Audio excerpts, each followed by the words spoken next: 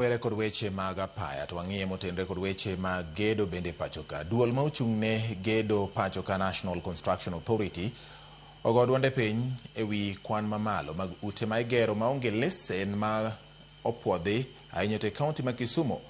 Wechegi owuok e kinde limbe maduong' otimo e sub-county ma Seme kama giyango ni thoth udi ma igero e kaunti no ok opuodhi kendo onge kod obok moyangi mag gedo maggi. E twak margi kod jofwambo, duolno wacho ni apedha margi thuolo mar higa achiel e alwora ma Nyanza mahawo chenro mag gedo 1,500 kuom 2,000 itimo tok chik kendo koluwore kod chike mag gedo. Kisumu County kende giserango chenro maromo 1,200 kamiyo chiko kuomgi gin mago ma odhi ataro kod chike mag gedo. Kuom mano gikwayo joket mwandu kod jogedo mondo luwre gi chike mag gedo ma pachoka moting'o yudo puoth kowuok kuom duol ma ochung'ne alwora pachoka kod yudo bok mag gedo kowuok apise mamoko.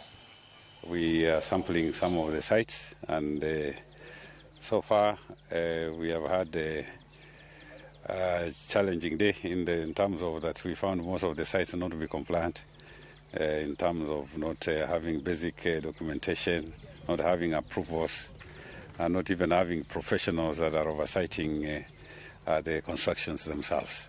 So most likely the people who are undertaking the works are people who do not qualify to be called a contractor, and they are practicing illegally. We give them stop orders and we instruct them to comply with the instructions therein before proceeding with the construction again.